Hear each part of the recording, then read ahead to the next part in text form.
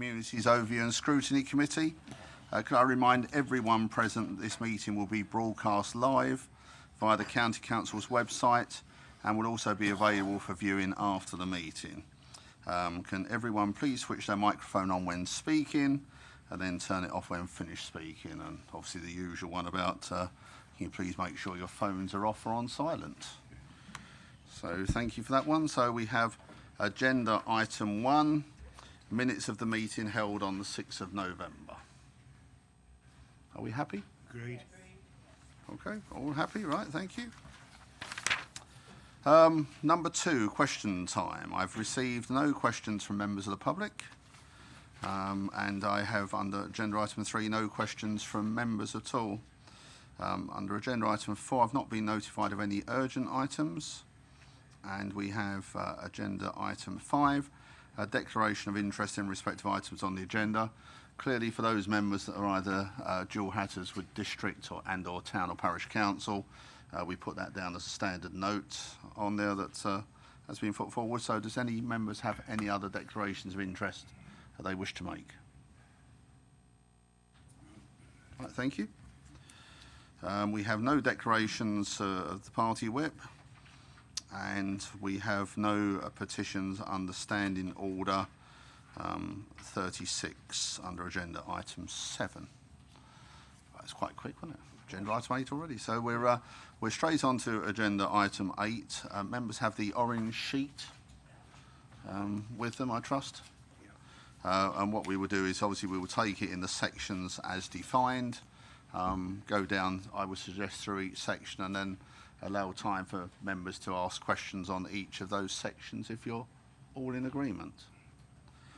So I think without any ado, we'll pass over to John Wilson. Thank you, Chair. So the first section, paragraphs 5 to 12, on pages 15 to 17, is the strategic context. Some narrative there about our strategic direction linked to the adult social care strategy, and the intentions to integrate services with health wherever possible. And note on paragraph 10 around the contribution that we receive from the Better Care Fund, which contributes to the revenue budget position of the Council. I think that's probably all I need to say about that. Thank you, Chair. Does any member have any questions on paragraphs 5 to 12? Mr. Bill. Thank you, Chairman. I'm not sure whether this is entirely appropriate, but at the health scrutiny meeting that we held on Wednesday, we heard of plans to reduce the outpatients, the outpatient service at the UHL hospitals because they are overwhelmed with work. And the implication being, of course, that the people who would normally be going in on a daily basis will be having treatment at home. Could I ask whether the department here has given any thought to the additional pressure that's going to put on home visiting, home care, and people who are now going to have to make other arrangements, and to what degree is that going to impact on county council services? It might be something that we can't answer immediately, but I'm just flagging it up as a concern, which strikes me as being an issue that we will have to address at some point. Well, not having seen that report, it's difficult to comment. But what I can say is that we are working closely with our NHS colleagues to develop an integrated Home First service, which is detailed later in the report, which will bring together certain elements of the community health services together with our in-house reablement services, and we're also working very closely with colleagues to bring together services around primary care to support people who have complex needs. So that would be bringing together services that GPs provide with Community Health Service College, District Nursing College, social work, and potentially some other services as well, in order to support people more fully at home, and we'll be developing those services over the course of the next 12 months. In terms of the actual impact of people receiving treatment at home rather than in an outpatient setting, I wouldn't have thought that that would have a major impact on social care, because it is specifically a health treatment that is being envisaged to be provided at home rather than a social care service. Mrs. Newton. I'd just like at this point to declare an interest. My daughter works in the emergency department at the Royal, so it's best if I declare an interest. Thank you. Thank you for that, Betty. Have we got that recorded? Brilliant, thank you. Mr. Harrison. Thank you, Mr. Chairman. Really, it's a clarification, if I could help my colleague. We were talking of post-surgery appointments of 600,000, and the idea was that unless it was absolutely necessary, just to go back and see a consultant and says, yes, you're looking well, you can bend your knee or your hip's okay. So it was trying to deal with that because of the masses of volumes attending the premises. It wasn't linked in that they were going to be cared for at home. It was their idea of how we can manage the volumes going in for the second appointment that they're deeming now isn't really a health advantage other than getting a smile and saying off you go. Thank you, Mr. Chairman. Thank you. Right, in the absence of any more questions on that section, we'll now move on to the proposed revenue budget, which is paragraphs 13 to 20, pages 17 and 18, John. Thank you. Yes, so the proposed revenue budget is detailed in paragraph 13. You'll see there the net position for 1920 and forecasted through to 22-23. You'll note that there is a small increase in the net revenue position, taking into account the growth and savings, i.e. the growth is slightly more than the required saving within the MTFS for 1920. I just draw attention to paragraph 14, where the statement there that this this net position doesn't account for pay and price inflation. A central contingency will be applied to the revenue budget at a point where we know what that inflation rate should be.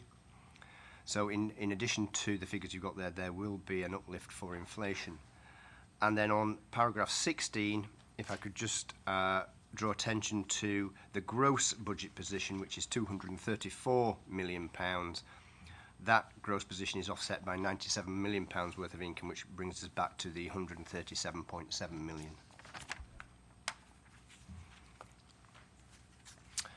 On paragraphs 17 through to 20, there's just some more detail there in terms of some of the changes that have been made to the budgets and the transfers of funding that get us to the 137.7 million.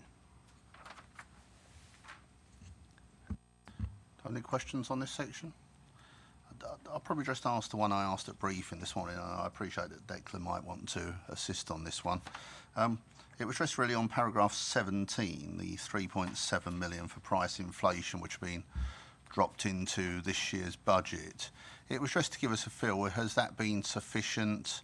Has it been enough? Is that a guide to what we might need in 1920? We appreciate it comes out of a central contingency budget. I think this committee are just trying to get a feel of, do we believe there's enough being allowed for inflation and price increases? I don't know if we've managed to get any more information together, John.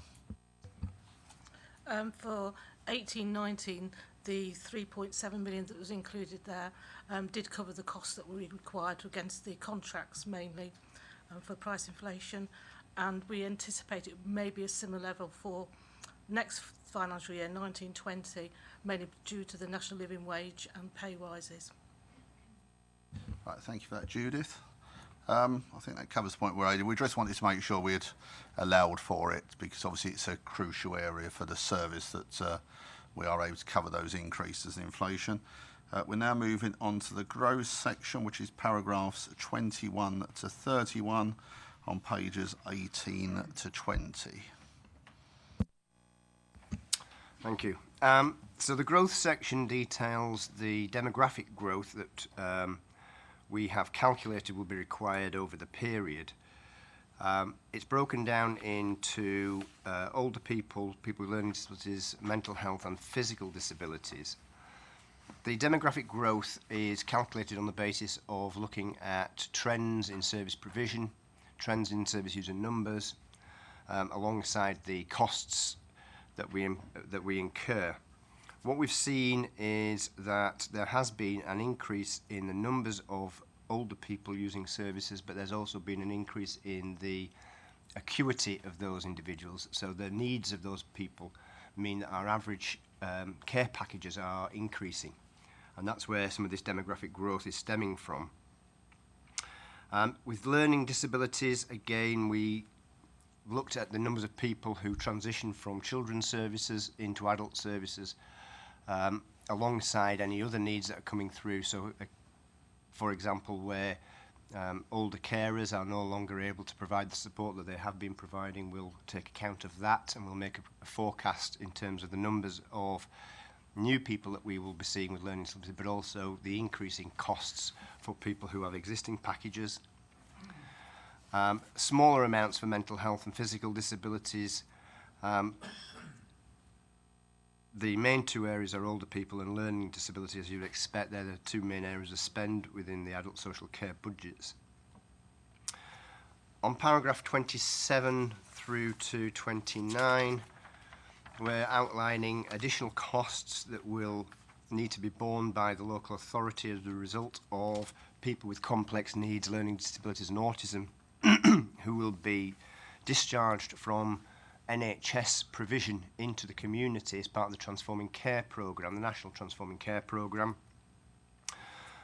Some of those costs will be met by the health service and some of those costs will need to be met by the local authority as people begin to take up residence in the community. And it details there in paragraph 28 the numbers of people from Leicestershire who are long-term patients in the NHS and who over a period of time will be discharged into the community, and the potential costs associated with those individuals. So we're making a provision for that within the budget and within the MTFS. On paragraph 31, there is a small amount of growth to support the transitions service, which works between adults and children's services. It's part of the adults department, but it works across children's and adult services. We are introducing a new whole life disability strategy which was approved by Cabinet last year. That will be launched on the 1st of March this year. Alongside of that, there's a new transitions protocol that we've developed with children's services and with families and carers.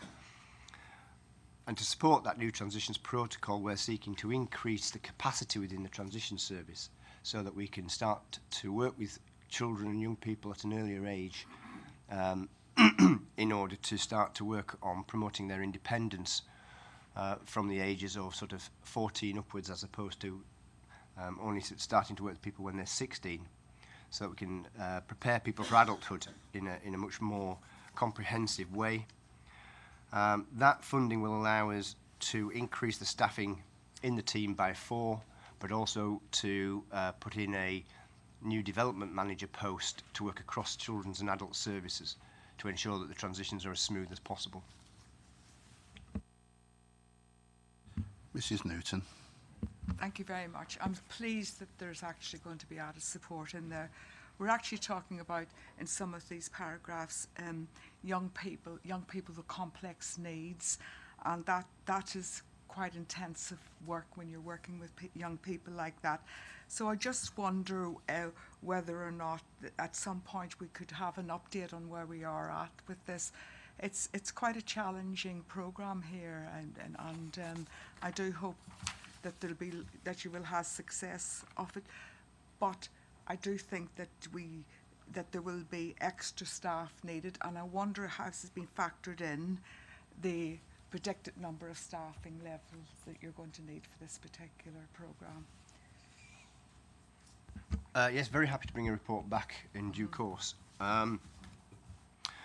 We've looked at the numbers of young people that we expect to transition from children's services to adult services over the course of the next couple of years, and we've looked also at the numbers of children and young people who have transferred into adult services over the last couple of years. And it's on that basis that we have determined that we think an additional 4 staff would be the appropriate number. Now, obviously, as you say, these are children and young people with very complex needs, and sometimes it's very difficult to predict with any certainty the level of involvement that we would need to have with each individual young person and their family as they approach adulthood. So these are the 4 staff that we're envisaging taking on in addition to the existing team are to account for what we know at the moment. But obviously, if that changes, then we would have to review that position. I think the other helpful area of investment will be the new development manager post. So this will be the first time that we've had some additional capacity to start to think about how we develop the service and bring children's and adult services more closely together and align those services more closely over the coming years, so that there is less of a cliff edge, if you like, between the 2 services. John, thank you very much for that answer. I'm sometimes looking at, when you think of looked after children who come out of that setting and then into an adult setting, and they have very complex needs, are we going to be certain that they will get the full support programme that's required? I would like to say yes. Being certain of anything is very difficult, but certainly children who are looked after and children who have disabilities who are looked after should be the highest priority of any council. We have a corporate parenting duty for those children and young people. We also have the responsibilities that we have to all adults who have disabilities and to their families. So we're absolutely committed to making sure that we have the right services in place, and we will ensure that we individually assess each person and that we provide the appropriate support to provide for their needs. John, could I just ask under paragraph 28, which I know we talked about in the chairman's briefing this morning, what's the plan for the further 17 Leicestershire residents, and is there a plan and a timescale? It's an interesting question, actually. So each of those 17 individuals has an individual plan. They have an annual review, which is conducted across health and social care services, called care and treatment reviews. And each person is hopefully on a trajectory where they can be discharged over a course of time. It's very difficult to predict with any certainty at what point those people will be ready for discharge due to the complexity of their needs and the fact that for individuals in this cohort who have behaviour which is very challenging towards services and towards other people often, they also have very fluctuating needs.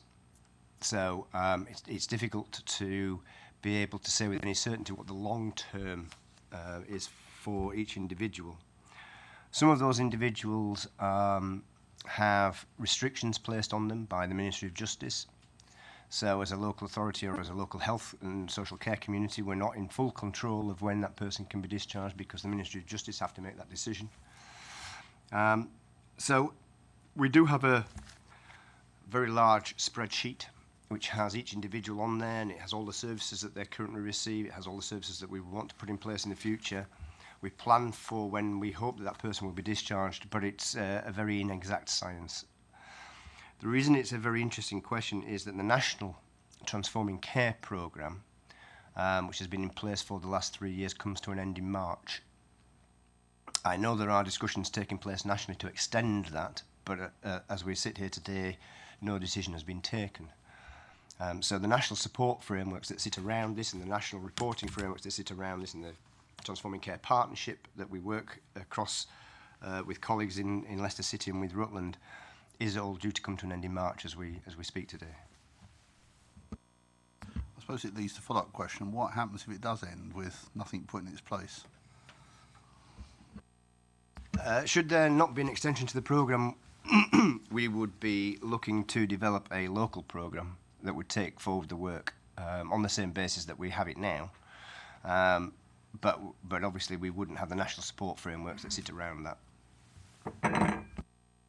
Thanks, John. I think could I just ask therefore on behalf of all of us that you perhaps just let us know whether that is renewed in due course and where we're going. That would be very kind.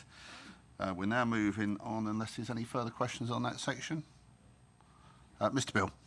On a personal note, thank Mr. Wilson and indeed lead member Richard here for their sensitivity in their handling of the situation at the trees at Devon Way. I haven't had the opportunity to thank them before, but I think that was a good result. Thank you, Mr. Bill. That's very kind, and we will minute that. It's always nice when members with first-hand experience actually can pass on that information. So that's very kind. Thank you. We're now moving on to savings, adult social care savings, paragraphs 32 to 47 on pages 20 to 23. Thank you. So the first thing to say is that there are no new areas of savings under adult social care in this year's MTFS. The savings that you have in front of you today on today's papers in paragraphs 32 to 47 are continuations of existing savings programmes that were commenced either in the last MTFS or the MTFS programme before that. So some of these will be coming to an end in 2019-20. There are no areas of significant risk against the savings that are outlined in those paragraphs, given that we have plans in place and we have already commenced the work and the activity that's taking place around those savings. I'm happy to take questions on any of the individual areas, but rather than go through, because we've already been through them at previous committees, I'm just happy to take any questions that people have got. Thanks, John. Mrs. Newton.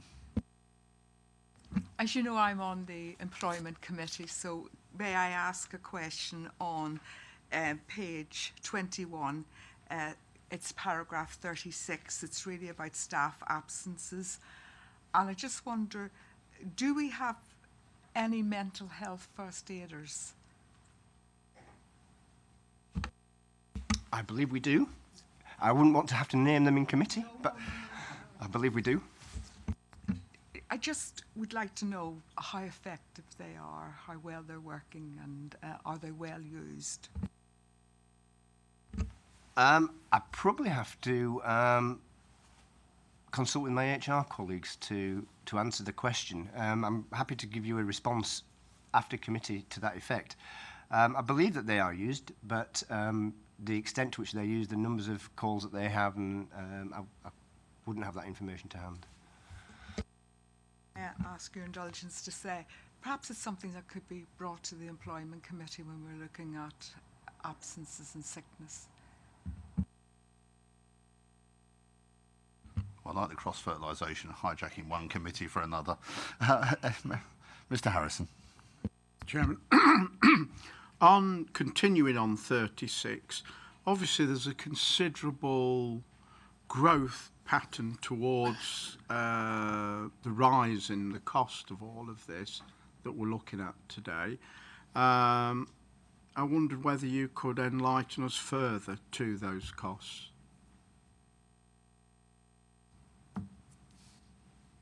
I think, if I may, before you come back, John, I think what we're talking about is the saving is increasing. Yes. So we're looking at a saving 160,000 19 to 20, and then a projected £325,000 saving to 2021. So the saving is increasing, Yes. rather than the cost, if I've read this correctly. Yes, sorry.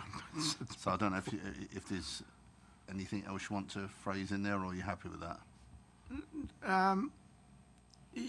I was just wondering how it came about, because it is significant, and so that was the question, really. I'm sorry I put the wrong word in for you, because I look on your face when I mentioned it.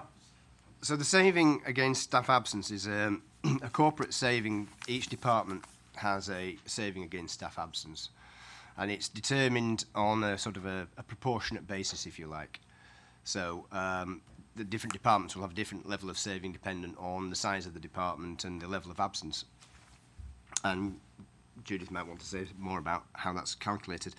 In terms of the saving for the Adults and Communities Department, as the Chair's just pointed out, it's an initial saving of 160,000, and that rises up to 325,000 in the next MTFS. You'll see a bigger line against that.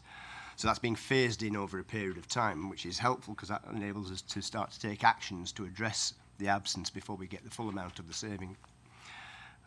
In terms of Adults and Communities Department, the level of absence is above the 7.5 days, the corporate target, but it has been reducing now over the last 4 quarters. So we have reduced by more than a day over that period. So we are continuing to take action to address the absence and to bring down the overall levels. Any further questions on this section? Right, thank you, John. We're now moving on to Communities and Wellbeing Savings, paragraphs 48 to 53 on pages 23 to 24.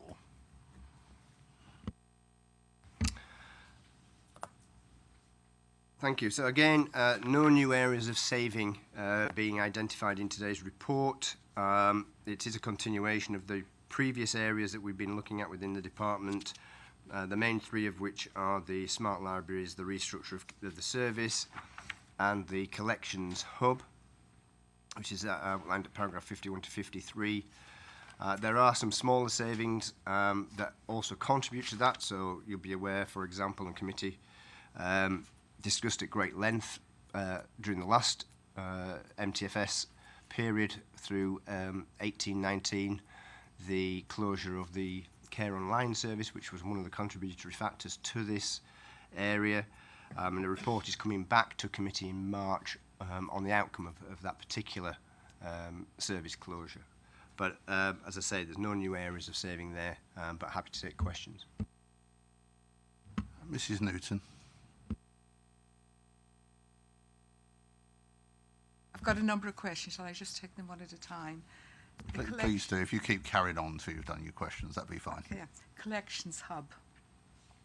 There seems to be a high cost, a new build with capital costs of 36 million, other refurbishment is 16 million. Do we know over what period will this become cost effective? Right. Can't read my own writing. So, and a generic question really, given the pressures on adult social care, how confident are we with fewer people perhaps receiving the service? Are we able really to meet the levels of recurring care? Because the care seems to have really shifted, the cost of care has shifted to the individuals and their families. So there's really greater reliance on the informal care sector. And I can use an example that I had when I was researching young carers, and I happened to ring some woman who said she was a carer, and it turned out she was 70 years of age. She wasn't a young carer, I may add, but she was caring for her mum at 90. So really, with the changing demographics, are frailer people looking after even more frailer people, and are we alert to the fact that that is happening, and what packages are we putting in where we know that that is happening? So really it is, I think that we need to sort of manage the older carer syndrome. That's just a couple of questions there for the moment. Quite a number there. So Can the you hit first your button, question, please, Betty, first? Oh, Thank you. sorry, the first question was on the collections hub. Yes. And over what period of time does it become cost effective? The collections hub is an amalgamation of 2 things. It's bringing together the records office with the museums collection. The records office itself is a requirement, a duty of the local authority. We have to have a records office. And the current records office is beginning to run out of space, and there are problems with the structure of the building and the floor loadings, etc. So we do need to address that. The museums collection is currently stored in 5 or 6 different locations across the council. across the county rather, and bringing that together will create efficiencies for the service, and it will reduce the costs associated with leasing buildings and with maintaining buildings. The overall cost that's detailed in the report are the costs that were presented to Cabinet in 2018, where two options were taken forward. One was a potential new build on the current site to the west of County Hall, where the fire service are currently housed. And the second was a refurbishment and a part new build to the rear of County Hall, where the eastern annex is at the back of the site. Both of those two options require significant amounts of capital. The revenue saving that's against those is 350,000. If you took the £34 million option, of course, you're matching £34 million with a £350,000 revenue saving. You can work out the return on investment over a number of years. We are currently working on further options that would reduce the capital spend for the council. Those options haven't been approved or agreed, and we will be hopefully taking those forward in the next financial year and seeking approval for those with a lower capital outlay. The £350,000 revenue saving is attached entirely to the museum's collection. It's not attached to the Records Office. The second question was, are we still meeting people's needs, I think was the question really, and how do we continue to meet needs given the ageing population and the numbers of older carers. I think this is certainly a question that needs to be asked, and we are bringing a report to committee in June, I believe, which will be around to give some assurance around how we are meeting needs and the level of need within the county and any unmet needs that might be present in the county. So we will report more fully on that later in the year. I think it's a double-edged sword, isn't it? So people are living much longer. A lot of people are living much more healthy lifestyles. The NHS is doing a fantastic job in keeping people going. But alongside of that, of course, there are a significant number of people who live longer with life-limiting conditions and are living in poorer health. I think all we can do is work with our colleagues in the NHS and in the districts around housing, particularly, to ensure that people have got the right support they need. And to ensure that we are, wherever we can, meeting people's needs. We have put additional resources into carer services. We have an increasing number of carers identified to us and that we are supporting in their caring responsibilities. There is and there are a large number of people who fund their own care within Leicestershire, probably higher than the national average. That's due to the affluence of people within the county. So as we go forward, as we start to work more closely with colleagues in health through the integrated services that we've talked about earlier, we're hoping that we can support more people with complex care needs, and particularly those people who've got multiple long-term conditions and those people that make a lot of use of health services.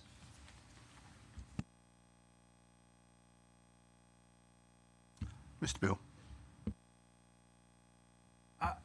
Could I ask about the collections hub? Obviously, the collections used to be an important part of county life, and we don't hear much of it these days at all. I wonder if I could ask whether there has been a recent report on these options and the storage of the collection, and in fact what has happened to the collections. I mean, we all know about the Snibston situation, and some of us still regret what happened there. But the collection of paintings, for example, I'm aware that it's a very valuable a very valuable collection in itself. But I don't think many people actually get to see these paintings at all. At one point they were loaned out to schools, and at one point heads used to have these paintings in their studies, and there were stories of valuable paintings being stuck down behind radiators, and other paintings mysteriously disappearing when the heads retired, and so on. But all I'm asking is, are we making the best? Obviously, I'm concerned about the security of everything that is still owned by the County Council, but are we making the best use of what we've got? I mean, I've no doubt that a lot of thought has been put to this, but I've not seen anything recently, and I would welcome some more information if at some point. They were negotiating over there who was going to answer. I know this committee, I would like to say in public record, this committee has looked at the collections hub previously, so it has come to this committee within the last 12 months. So I'd just like to put on record that it is something which is coming forward and being discussed. But I think, Mr. Blunt, you wanted to come in? Yeah, I think the true answer to the question is we cannot make the best use of our collection. There's too much of it. Even if you had Snibston, most of the exhibits there would stay there, same for many years to come. So 90% of our collection will always be hidden from the public. Part of the idea of the collections hub was to make it more accessible, so people can get to see it more easily than they can now. The other questions have been covered before, as the Chairman's alluded to, but I think it might be safer for the Director to reply to those ones. So in terms of the paintings specifically, and you mentioned the what used to be called art in schools, I think. We have undertaken an audit over the last 2 years, and on the back of that audit we have put some resources into an assurance programme to ensure that we know where those works of art are, and to start to address the restoration needs if that's required, or the disposal needs if that's required. There are a large number of works, as you point out. We are trying to catalogue and bring up to date the collection. As Richard has just mentioned, we have in the overall museum's collection, we have over 1 million items. So they're never all going to be on display or easily accessible. But certainly bringing them together into a single environment makes that much more possible, shall we say. Mrs. Fryer. Thank you. I always find this a very interesting subject, the collections, particularly having chosen to live in Leicestershire and not coming from Leicestershire. There were just 2 questions I was going to ask. One is all the parts of the collection, which I'm presuming this is what you're cataloguing and looking at, do they all relate to Leicestershire, or are some of them from outside? If they're from outside and don't relate to Leicestershire, have we ever thought of disposing them to the areas they do relate to? Because I always think of a collection be relevant to, particularly a publicly owned one in a county, to relate to that county. The other question I was going to ask is, I do know from another committee I sit on that they had an item from the collection that they paid a very small rent to the council for. We did decide we hadn't got enough money in that political committee, and why were we paying for it in the first time? So I believe it has now well and truly been returned to you, of a large, big china frog, which the committee was paying £250 a year to the county for having the pleasure of it sitting in their offices.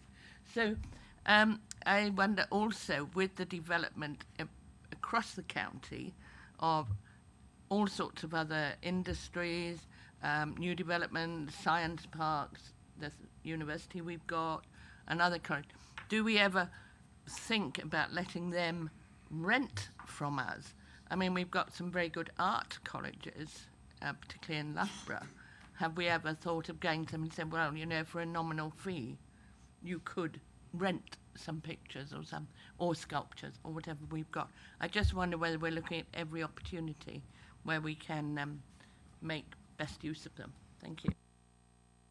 I'm loath to say it, but Mr. Blunt is keen to jump in at this point.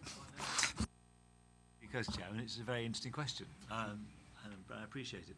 It's whenever things come up and we look at something that hasn't got a local connection, such as an old railway carriage recently. It was from Sweden, had no connection with the country, never mind with the county. And then we look to find other places for it to go to. So, and that would be based, and if we can put it into a collection that happens to be in Leicestershire, because we're in Leicestershire, we will. And if that no longer works, then we go to the surroundings. So, yes, we're very thorough in looking after works of art that we have. In terms of actually how you get a number of people, you've sort of contradicted yourself, because you sort of said that with one hand that people grumble about a small fee. To administer putting anything on the walls anywhere else and make sure it's insured and stuff is incredibly complex and expensive. And then you put a small fee and people say, well, blow me, I'm paying a small fee for the privilege of having the art. I know that my dad at Staunton Harold has paintings all come from Derbyshire Museum, and they never want them back because they haven't got the room for them. So I think it's just that the big number is that 1 million items looking for a home, and it really is, and nobody wants to lose that collection, but nor is there a huge demand for people wanting to put a tip on the wall. But I'm sure John might have some further comments. Well, £250 a year for a frog sounds like a very good value to me.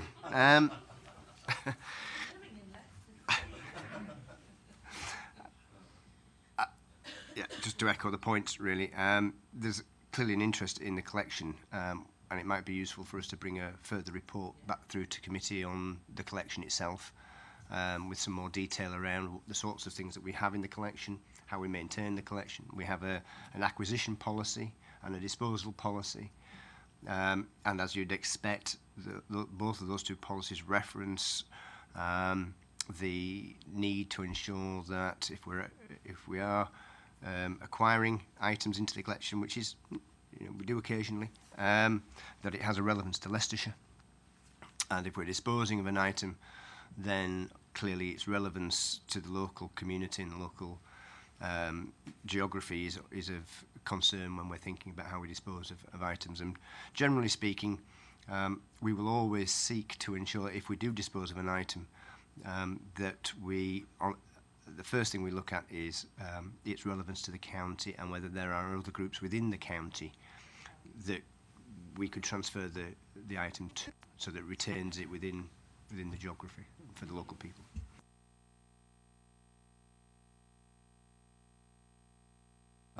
I wasn't aware, Mr. Bill, that we had the Elgin marbles, but I gather your point.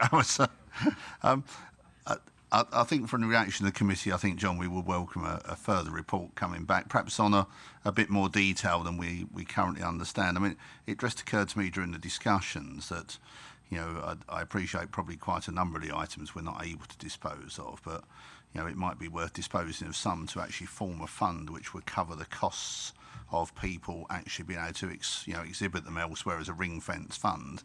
And perhaps these are things that we could examine through a report to this committee. But I think Mr. Blunt wants to come back in. We've done that on paintings to an extent as well, and of duplications as well, how many items we have. I think it's worth, we've got a refreshed committee here. I think I would certainly, on behalf of John, offer an open invitation to, it is really exciting, and you are ambassadors for Leicestershire in this room. So I think if any of the members of this committee wish to go to 1 or 2 or 3 of the stores, it would be an enjoyable afternoon, and it would mean that you'd know a little bit more about what we've got, and therefore you could tell the people. I think it would be very useful. If I may. So Mr. Blunt has raised, I've actually been round the one at Barrow and Saw, and we took a group, and I think we paid a nominal fee because it was a social event from the local community, and I have to say the staff were fantastic. They brought out things that particularly pertained to Quorn, Mount Sorrel and Barrow, but I think we would spend about 2.5 to 3 hours there, but we could easily have spent half a day there. I didn't know they had the collection of Next and this type of thing. And I think, as it is new people on these committees since 2017, I think it would be really interesting and maybe do that. I don't know if they still do that, but I know we paid a small fee to go round it, and I don't know whether that's still done because it's not publicised. Thank you. So I think you have your answer there, John. I think the committee would love to take you up on your offer to come back with a further paper. I would probably suggest, just in the interest of making sure that we don't take too much staff time, that perhaps we could then arrange a visit for this committee on a date near to when the report was going to come forward, so that there was one visit from the committee rather than separate visits being arranged from members, and perhaps other interested people, depending on numbers, we could open it up to. So we'll now move on to savings under development, which is paragraphs 54 to 65, pages 24 to 26.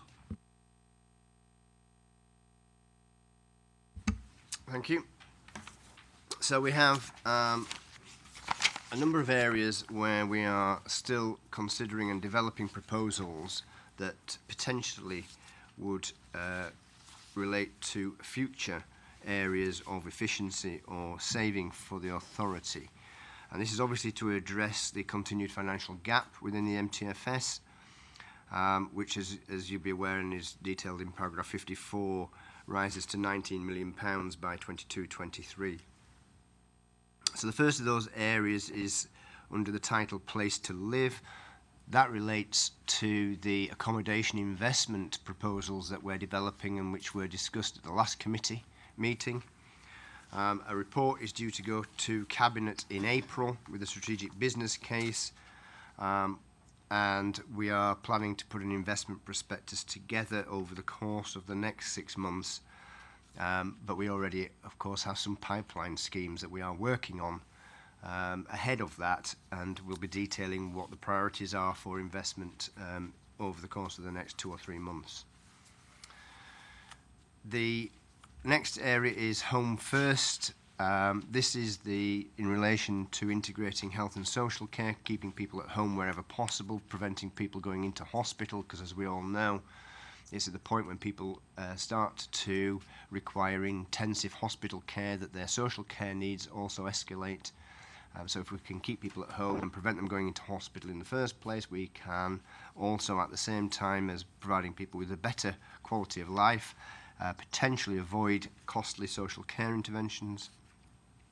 And it's also about getting people home as quickly as possible when they go into hospital, re-abling people so that they can have the best quality of life and maximising people's independence at home. The third area is the efficiency and productivity programme, the improvements to the target operating model. Again, we discussed that at the last committee meeting. There is a potential to make considerable efficiency savings as well as improve outcomes for people through that programme. We're not yet at the point of having a programme developed. We're still in the development stages of that, and therefore it's not included within the current MTFS, but clearly we'll be looking for that to make some contribution to the future MTFS.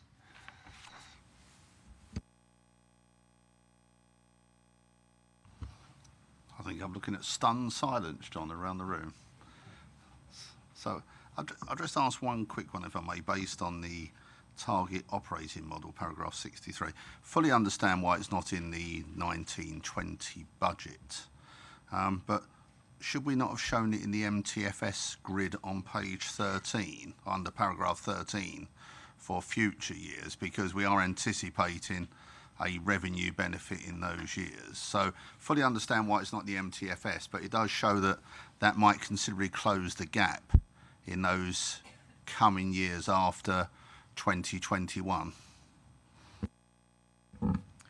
There are no figures included into the MTFS at the moment, as the programme's still being developed, and we still haven't confirmed what the profile of those potential savings are, or even the profile of the costs. So it would be unwise at the moment to put figures in that we aren't certain about. Certainly as the year progresses, we'll identify what they are. There is a corporate saving line of 8 million towards efficiency and productivity, I anticipate at some point some of that will come out and come into this committee's budget area, probably during 2021 when we're certain about what those figures are. I think with that, thank you, Judith. But we have signed the contract with them, haven't we? Or we're not. So we've not actually got the stage. When do we anticipate signing the contract and moving ahead with what I know when it was debated here, the committee found to be a very exciting prospect going forward. Mr. Blunt. I think it would be unwise. Nothing that John does with his department and Judith would be to speculate. It's an incredibly complex piece of work. I always equate it to the Sky cycling team. It's a million little improvements that means you win the race. So it's no big. It's very difficult to quantify that. It would be wrong to do it. It's there. Members of the committee are aware of it. It will come forward as quickly as it does. But we're not hiding anything back. It's just the fact that until it gets to a further stage, it would be pure speculation to put figures in now, and John wouldn't do that, nor would I. No, thank you for that, Mr. I fully understand that, and that was the point I was saying. So, apology if I phrased it wrongly. I was just trying to get to, having got the first answer, I just wonder when it's likely that we would sign the contract and start moving ahead with what I said the committee found would be a very exciting way forward, and it shows the imagination that county are putting into this. I would hope that we'll be signing a contract certainly in the next few weeks. I'd hope that we could start to then build a programme that would be implemented within 2019-20. Thank you for that, John. Mr. Bill. This comes back to the point I raised right at the beginning of this meeting, and that is the outpatient service being reduced by the acute hospitals in order that people can be at home when I don't think all visits are simply well, you're doing very well, you don't need to come back in again. There's always a degree of a proportion of people who will need further treatment, but all the news that we're getting through the CCGs is that there's a move to take people out of GP surgeries and for people to be treated at home, because the community health hospitals they're not expanding. They in fact they want to reduce the throughput at that level as well. In fact, the whole NHS move is now towards treating people at home altogether. Sorry to stop you, Mr. Bill, but I was just, I mean, clearly that strikes me as something for the health committee rather than this one. But are you coming to a point for this committee under the budget? Is I find it hard to believe that with additional pressure being put on home activities for treatment, that there's scope for reducing. I know there's always scope for efficiencies, and I do wish the department well. I just find it a little bit hard to grasp that there can be a cost reduction when there's going to be an obvious increasing pressure at home treatment level. Perhaps I could be supplied with. I'm really just seeking information about how it's going to work, and I would appreciate sort of outside this meeting being given more information so that I can understand it. I think Mr. Blunt wants to come back in. I know we've had a briefing on this this plan, which I said we've all found very exciting, and I know we will get further briefings on it at this committee, as I know John's committed to that. But Mr. Blunt, I think, wants to come in. Yeah, I'll try and help, Mr. Bill. I think the key word you mentioned there a couple of times was treatment. The NHS do treat, and we support. So they are related, but they're not that greatly related. So what the NHS, we are going to work more closely with the NHS going forwards, but we're never going to treat patients in the same way as the NHS does. So our job is different. It's related, same people, same house, but actually we don't take over what they do. So I think there's more to it than would take more than time we've got today. But I think that it is very complex. we don't know what the NHS are going to do in everything they talk about, but we know what we have to do. And as far as I'm concerned, as portfolio holder, we'll continue to focus on what we do, and we'll continue to be mindful of what the NHS do. But they provide the treatment and we provide the support. Mrs. Fry, did you want to come in? No. Okay, thank you. Any further questions on this section? All right, we're now moving on to health and social care integration, paragraphs 66 to 74 on pages 26 and 27. John. Thank you. So it's a bit of a continuation of the previous discussion, really. The narrative on pages 26 and 27 just outlines the increasing codependency between health and care services and the significant involvement of the NHS alongside the government in terms of the Better Care Fund and the reliance that the council has in its revenue position on that Better Care Fund, and it detailed in the table at the top of page 27 on paragraph 70 is the income that we receive from the CCGs, but also from government through Improved Better Care Fund, and that income is to bring together health and social care services and to further integrate services. I think it's fair to say that there is a level of risk around this area. This is the last year of the current Better Care Fund in its current guise. We haven't yet received the guidance for 1920, but as detailed in the report, the intention was always that services, health and social care services, would integrate by 2020, and therefore the BCF was due to come to an end in 2020. Not yet clear what will happen post the end of 1920. Thanks, John. Mrs. Newton. It's really more or less to ask a question around that, because I'm wondering about the future of the Better Care funding. As you say, it's up to 2020. We seem to be quite reliant on this funding. Are we confident that we will be able to finance our programme adequately when the Better Care funding is withdrawn? Thank you, Chair. Well, absolutely. It's a very good question. From I suppose, a personal perspective and in discussion with colleagues from around the country, I think it's inconceivable that the Better Care Fund would be withdrawn and there would be no provision put in place in its stead. Overall, across the country, the Better Care Fund is sort of £5 billion worth of funding.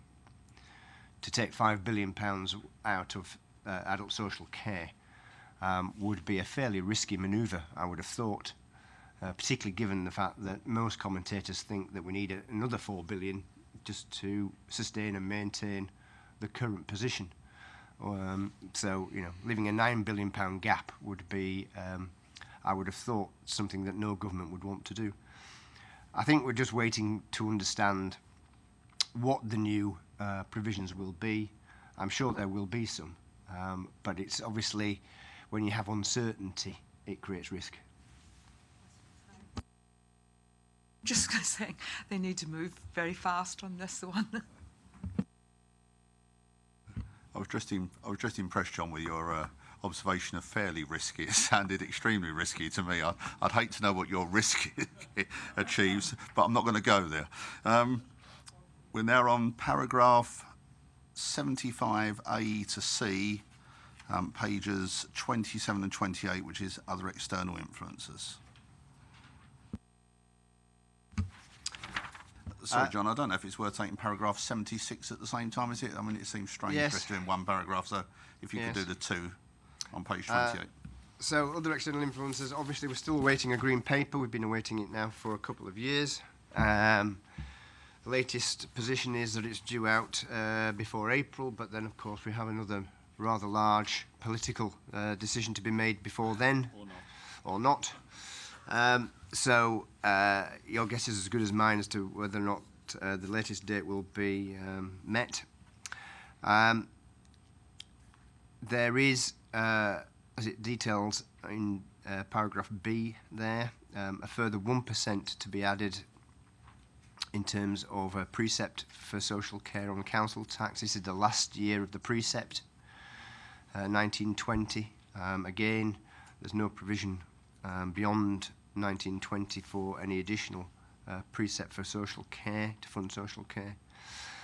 And as it details in paragraph C, we are currently undertaking a piece of work, and again, I think this was reported at the last committee, around the residential nursing care fees and undertaking a fundamental review of those, and we've just completed the first stage of consultation, and we will be seeking to go out to a second stage of consultation.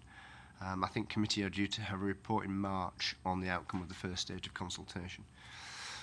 Paragraph 76 just details some of the additional grants and funding sources that the department receives.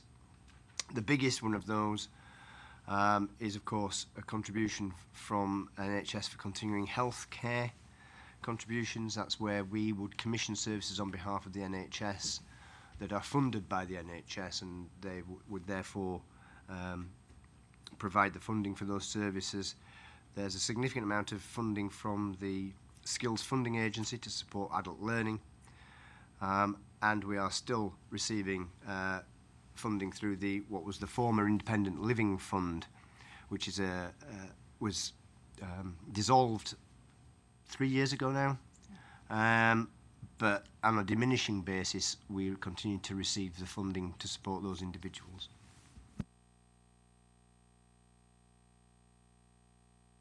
Sorry, any questions on that section?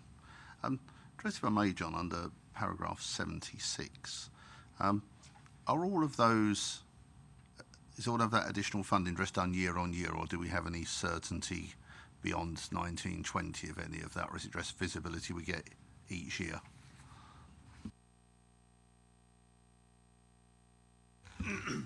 We have no certainty beyond 1920 on some of these figures. Some will continue, some, like the Independent Living Fund, we have no idea at this moment what will happen in 2021. I thought, sadly, that would be the answer. So thank you for that, Judith. In the absence of any further questions on that, we'll now move to the last part of the finance paper, which is the capital programme, paragraphs 77 to 79.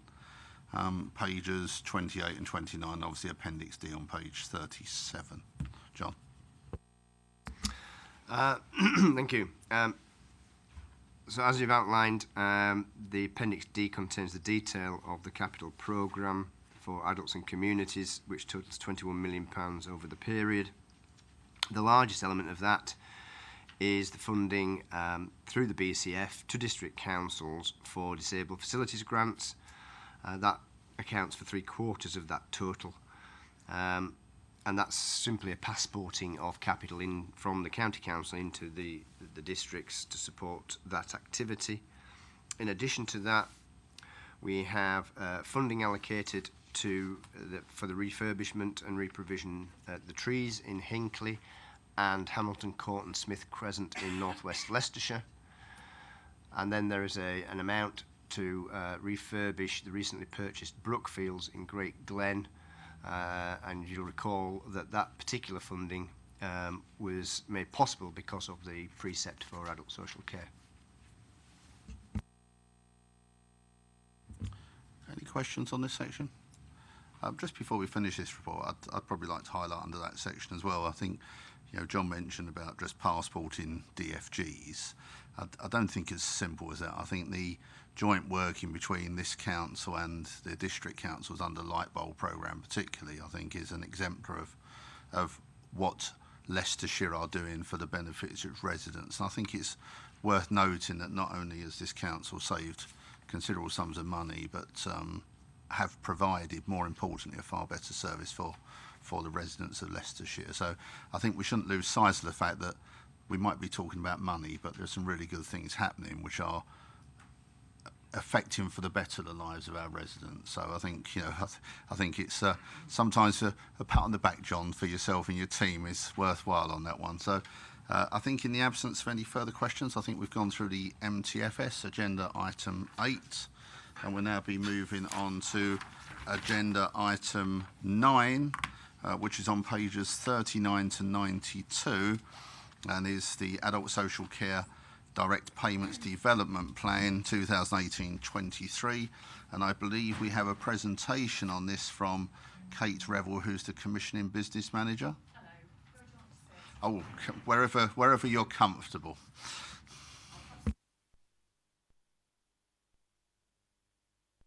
As long as you put your microphone on and shout at us, that's fine, because otherwise you won't be on the camera.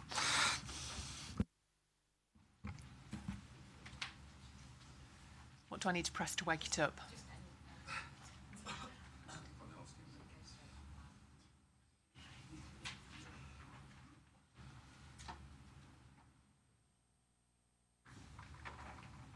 I was going to rush around, but Sorry. fortunately someone knows what they're doing, has.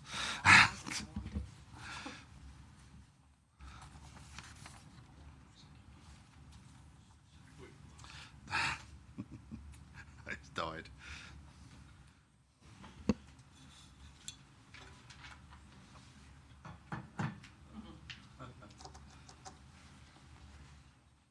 Technology's a wonderful thing.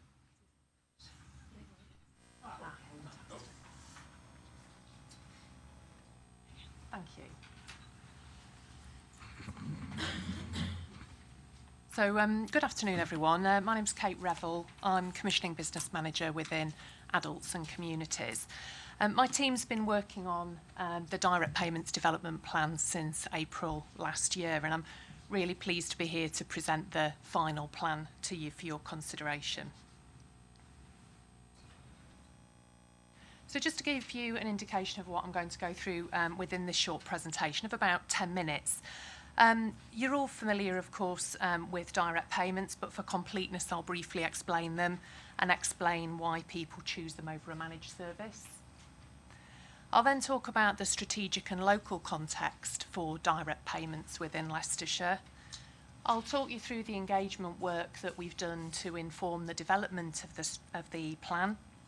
And I'll talk about the purpose of the plan, equality matters related to it, and the implementation of the actions to make the plan a reality. So what is a direct payment? Well, it's the authority's preferred way to offer care and support to eligible people. It's a payment to meet the needs of an eligible person, and it allows them choice and control in terms of how they have their care and support delivered to them. The recipient of the direct payment has responsibility for buying services and for contracting with their choice of provider. And where they've chosen to engage a personal assistant to help them with their care and support, then they're also responsible for employment-related responsibilities. However, Leicestershire County Council retains the duty of care to the service user and the responsibility for making sure that the arrangements remain appropriate through review.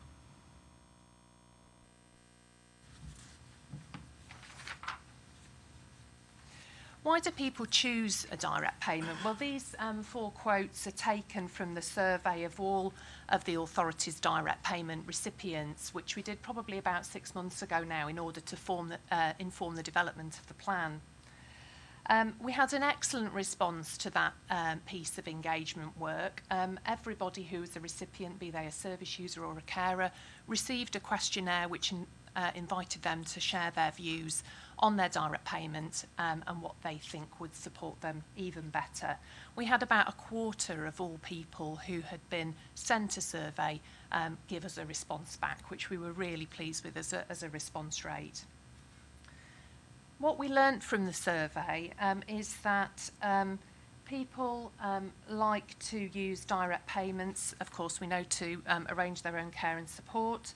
It provides them with flexibility and potentially to arrange innovative care options. It can make it easier to access services in hard-to-reach geographical areas.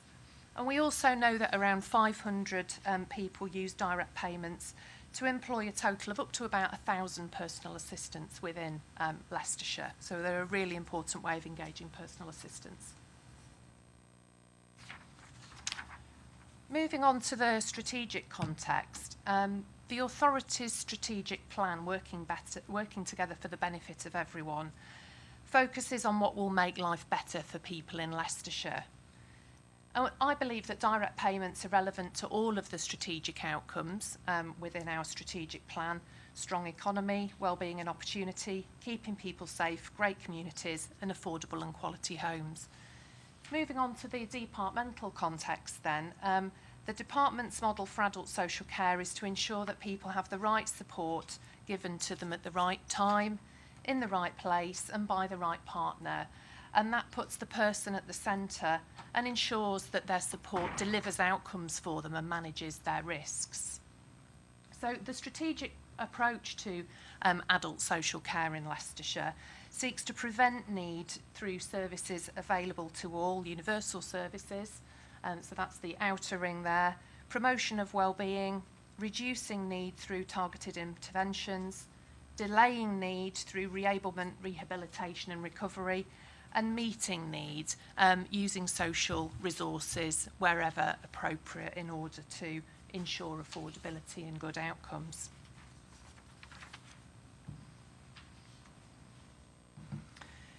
So what is the position for direct payments in Leicestershire? These are two adult social care outcomes framework indicators representing the position at the start of the development of the direct payments development plan in March last year. And these two indicators are a measure of progress in delivering personalised services and how the authority is performing in those two areas. In Leicestershire, 54% of people accessing long-term adult social care community services were in receipt of a direct payment, and that's set against a national context of about 29% for England, rather, just to be clear about what I mean by national. And that places Leicestershire County Council as being the third best performing authority out of 152 authorities, which is a great position to be in for our service users. Again, in the county, 97% of carers receiving services chose to do that through a direct payment against an England context of 74%. So as you can see, a good performance there too.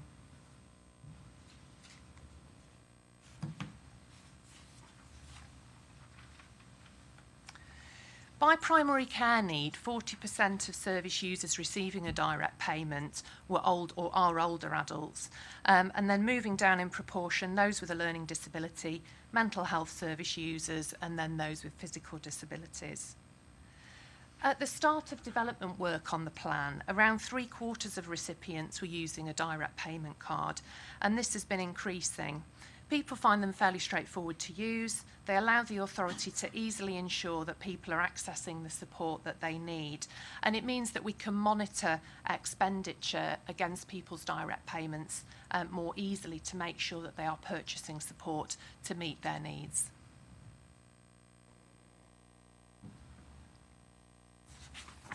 Moving on to the financial context then, just to explain the left-hand graph there, the vertical axis doesn't begin at zero, it begins at £33 million, just in case you can't see the numbers on that vertical axis. Last financial year, the authority spent just over £36 million on direct payments, and the cost of care is going up, which is increasing the budget which will be required year on year for direct payments. Forecasts show an increase of around £500,000 per year until 22-23 at least, when it's estimated to require just under £42 million per year. The right-hand side of this slide shows that people spend their direct payment on a range of services and goods, including social care providers, of course. They use them to buy personal assistance, and to employ personal assistants rather, to undertake leisure and daytime activities, and to purchase equipment and goods to assist them with their everyday living.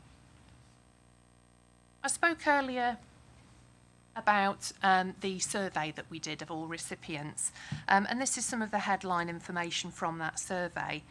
We gained a really useful range of very insightful information from that survey of all users. 76% of people who responded said that they were satisfied, either very satisfied or fairly satisfied with their direct payment arrangements. 6% said they were dissatisfied, that's either fairly or very dissatisfied, and the remainder said that they were neither dissatisfied nor satisfied.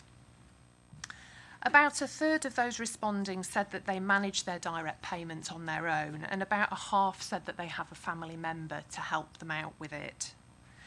We also asked about further support which people feel would be helpful to assist them in managing their direct payment. About a half said that they'd find it useful to know who to contact for help, who best to contact. A quarter wanted more information on finding a suitable provider for their needs, and about a fifth said that they needed further carer support.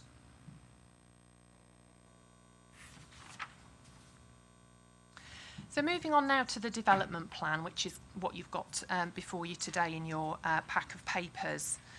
Leicestershire County Council's development plan sets out a vision that providers will supply a choice of easy-to-understand services for people to buy, that providers are sustainable and stable and offering affordable services which are available for people to purchase, that service users are further informed, aware, can assure themselves of quality, and that personal assistants are available for them should they choose to employ one.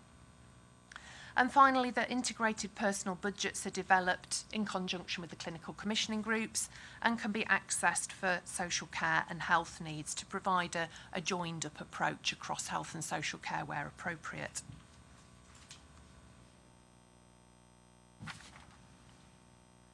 Turning now to the equality considerations, as I've said, stakeholders have been consulted through the recipient survey, meetings, conversations with providers, staff members, service users, carers, those who represent service users. You've got within your pack a draft equality and human rights impact assessment screening, but that has now been finalised and circulated to you by Democratic Services following its consideration by the department's departmental equality group. Just to very briefly talk you through the main differences in the two documents. In fact, much of the two documents, the draft screening and the final screening, is the same. The main differences relate to the structuring of one of the sections to be aligned with the final version of the plan, inclusion of integrated personal budgets with health, and tweaks to the impacts on the protected characteristics. So 4 of the impacts previously considered to be neutral on people with a specific protected characteristic were thought actually by the Departmental Equality Group to be a positive impact. And with regard to all of those protected characteristics within the Equality Act, either positive or neutral impacts are expected, no negative impacts are anticipated, and the overall impact of the plan is felt to be positive.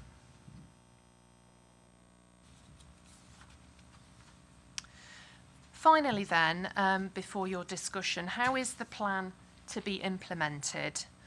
The back of the plan describes headlines of implementation, to which we need to do further work to develop the actions in detail. And those actions and implementation plans have been informed by the engagement activity and what service users and carers and those representing them wanted from the survey results that they sent back to us.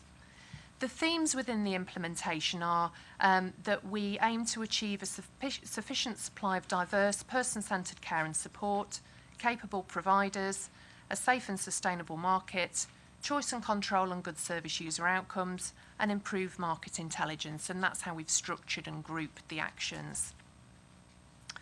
Actions related to those strategic outcomes will be taken forward through everyday business, so business as usual within adults and communities, and the departmental management team will oversee delivery to ensure implementation of the plan. In conclusion then, the plan is future-proofed and based on significant evidence, including recipient views, and it will allow the authority to continue its excellent performance in providing direct payments to meet service user and carer needs. Thank you.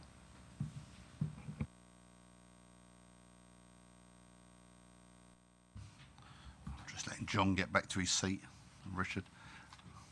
Thank you very much for that, Kate. It's most appreciated, and I know this committee's already had at least a couple of reports on this, so again, to be kept informed is really good. But first of all, Mrs. Newton. Thank you very much for that. It's something I remember when it first came in, and I've been monitoring as it went along. That was a good resume of it all. I was pleased to see at the end. I'm very keen, people who know me, very keen on equalities. So I'm pleased to see that we've got an in-depth equalities and human rights impact assessment. The only question I would want to ask, how well do you monitor people who are on direct payments in terms of where they go from an ability to manage to an inability to manage? How well is that monitored? The local authority, as I said in the presentation, retains the duty of care to the service user or to the carer, and the person has to be able to agree that, or to ask, in fact, for a direct payment, or to agree that it's a suitable solution for their care and support needs, and that they wish to take on those responsibilities. The authority also has a responsibility to review those arrangements to make sure that they remain appropriate, and therefore any adjustments or changes to the way in which their care and support is provided could be made as part of that review. I don't know if John wants to say anything more about that. I suppose say we are attempting to, and we always seek to, review everybody on a direct payment as frequently as we can, and certainly on an annual basis. We are, as part of the plan, you'll see that there is a proposal to put a 12-week review in place as well, to make sure that after the first 12 weeks we get out and review people. We obviously review on a proportionate basis. It depends a lot on whether or not people have got other support in place. So where we've got carers, where we've got family members supporting, we wouldn't necessarily see that as much of a high risk as if a person didn't have that support in place. I think one of the things that's made a big difference has been having the direct payment cards, because now we have visibility of the expenditure. We can also use the expenditure profile as a trigger to identify where people might need a review. So if money's not been spent for 2 or 3 or 4 weeks, for example, or if money's building up, then we can go out and ask the question about why is that, what's happening with the individual. Equally, if a person is overspending the direct payment, if a person is having to commission more support, that's a trigger then for us to go in and have a look at whether or not we've got the right level of budget in there. Yeah, thank you very much for that, because it's the monitoring of it is very, very important, because you've got vulnerable people managing budgets, and there'll come a time they may not be able to do so, but I'm a bit reassured with what. Just a couple of very brief ones from me, please, Kate. Do we believe we've reached a maximum level of take-up that we can? I mean, the percentages are stunning, particularly amongst carers, and 58% on the other side. Do we believe there's more room for further take-up? Is one, just out of idle curiosity.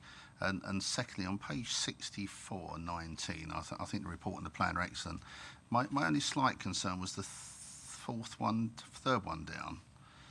I was quite concerned about a date of 2023 as a target date for completion. I would have thought perhaps an earlier date for an interim appraisal of completion, and then a final date of 2023. It just seemed completely out of kilter with the rest of the implementation plan.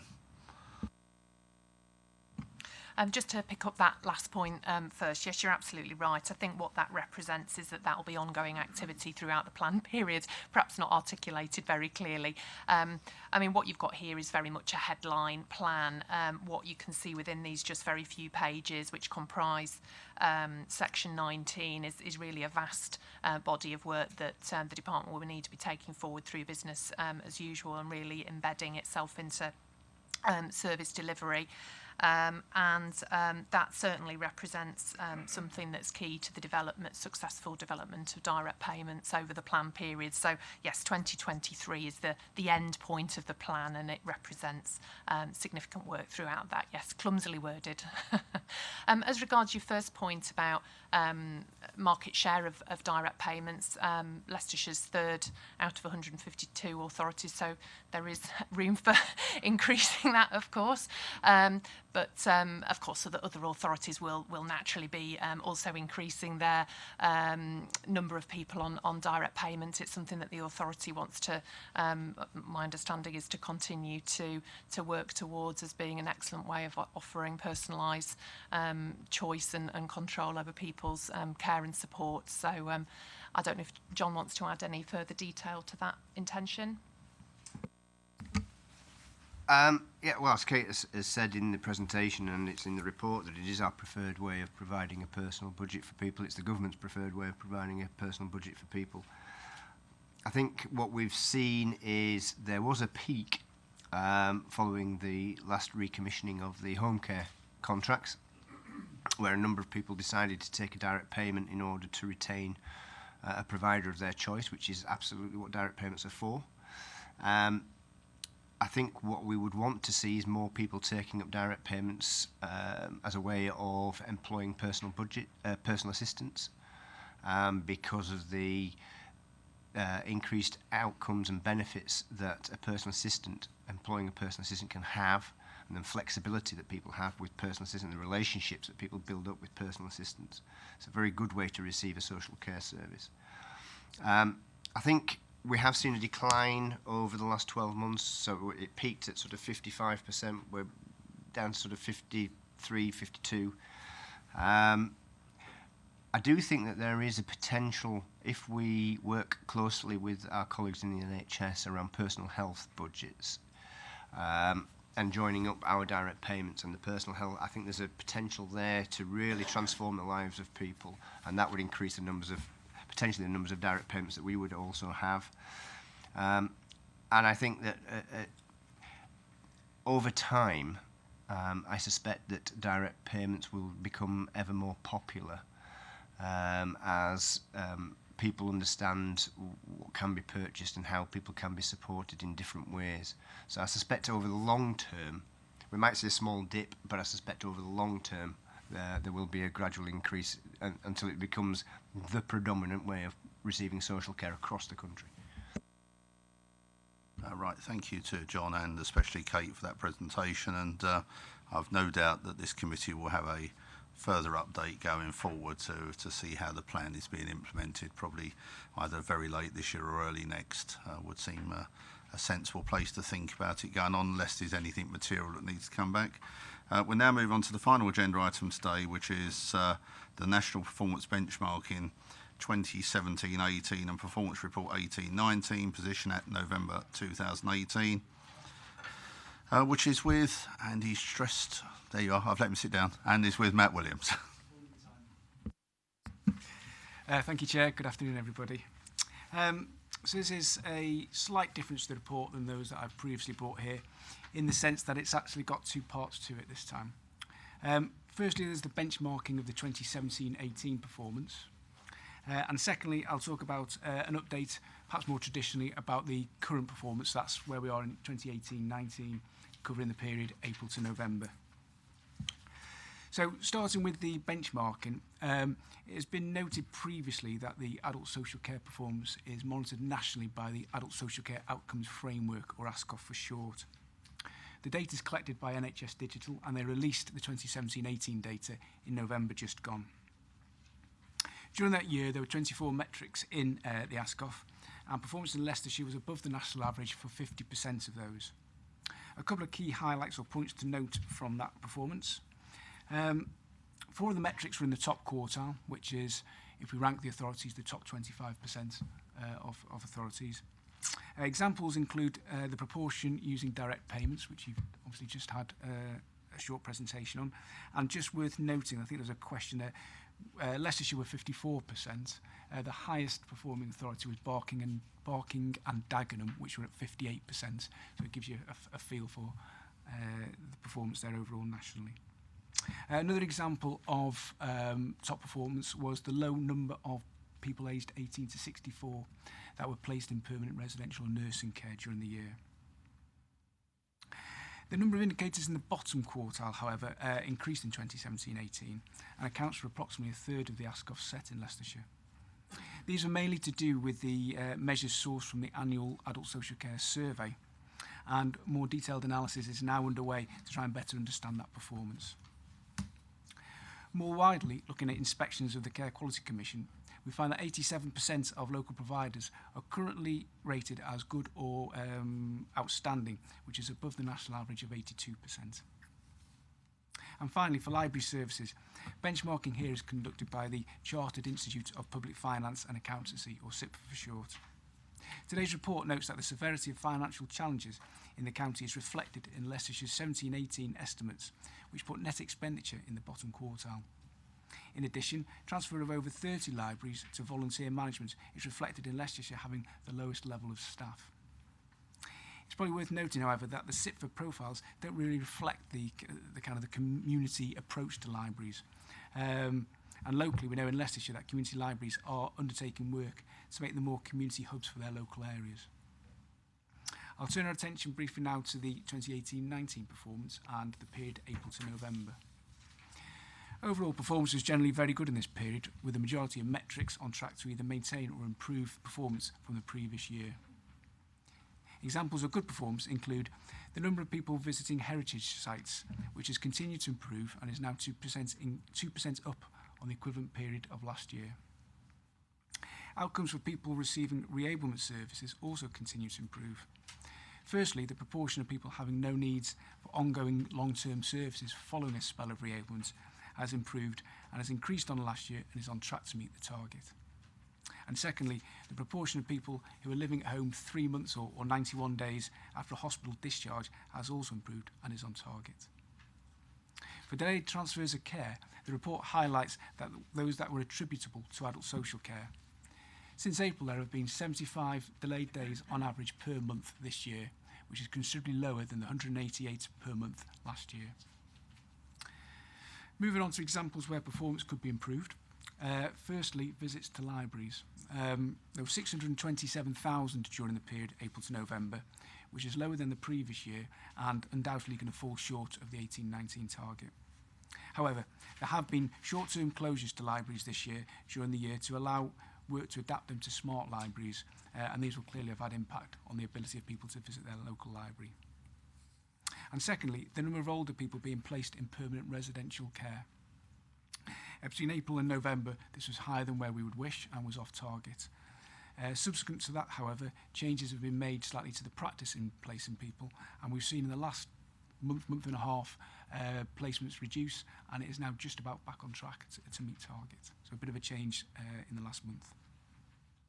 In summary then, the benchmarking of 2017-18 data highlights that 50% of adult social care metrics were above the national average, but there are concerns with some of the survey findings which we'll look into in more detail.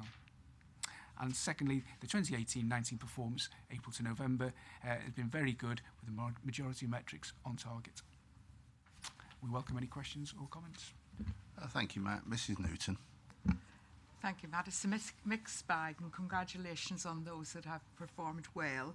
But I am concerned in certain areas. For example, there was no carers survey done, and I think that it's important that we move as fast as possible on that, because they are often, those informal carers are the hidden faces, I've said earlier, of community care, and we need to ensure that they're not isolated and that they're getting the service that they need. It actually, you put out there, peer performance, control, daily life, social contact, finding information, and particular concern is that we're below the national average on that. So it's really about their quality of life. They're making sure we've got the right packages in place. So I would ask that we do a bit more work around this area, and I wonder if you could bring back the analysis to this committee. And I think also where physical 12 and page 95, we're looking at further work to be done on people borrowing books from libraries. we've got to make the libraries more attractive for people. Whether it's got to do with opening times or what, I'm not sure, because every time I try to go to my local library, I hit the opening the opening time. I miss the opening times rather. So if we could look at those areas where we could do better and come back with a report, I'd be pleased. Thank you, Chair. Thank you for those points. Just a couple, just to bring you up to date Yes. in those aspects. Firstly, the carers survey. Both the carers survey and the service users survey, which I've quoted a bit about this afternoon, are nationally set surveys which we have to fit with. The service user one is done on an annual basis, with questionnaires usually going about February. And the carers one is biennial, every other year. And we recently did one in October, just gone. So we'll have results of that in about February, March time this year. We understand that having them every other year isn't perhaps great, and we are restricted by the questions that are in those surveys. So we are mulling over the potential for doing a local one. Something along those lines. Just on the other point then about those key aspects of quality of life that you mentioned, and in the report we note that the quality of life indicator is significantly lower than the national average. It's actually made up of about 8 different aspects of people's lives. I think you mentioned a few of them there. So control over their daily life, their dignity, their personal care. The extra work that I mentioned will be looking into those 8 aspects, because they're clearly quite important within the whole round. So we'll bring that back as you've asked. Yeah, it's okay. Mr. Crooks. Thank you, Chairman. I don't know whether what I'm going to say is to do with this committee, but strangely enough, where it talks about the library visits, I was in our library on Friday and I had a couple of complaints from people saying that the books weren't being changed like they used to be, and they're having to go further afield. So I don't know whether that's perhaps nothing to do with this committee, but it's something that needs flagging up if that is the case. I'm sure Mr. Blunt, as an avid reader, wishes to come in at this point. Come on, Audible books now. No, seriously, Betty, if you tell me which is your local library? Loughborough. Yeah, well, it will be a smart library, and it will be open longer. You just need to get a card to get in, and then you can come back and tell us how good smart libraries are. Can I make a plug for the library on my patch, Hathern, which is the smallest library in the county, and it's more like a community hub than a library, and it's lovely to see libraries used like that for more than just books, and it has been a big success. Well, just before I let John go in, I would have to say that my library is the smallest at Narborough. It's an old public toilet, basically. It's so small you can only get 4 people in at once. I don't think it's much smaller. But I echo the point you made that it becoming a community library actually has been a real positive. So I think there were some negative views on the council doing this, but I think the overall outcome, I think, has been astoundingly good for the county and for residents, and I would actually say for communities, because I think it's given us back an element of community which perhaps didn't exist before. Sorry to say that before you go in, John. That's fine. Thank you, Chair. Yes, just on the library issue.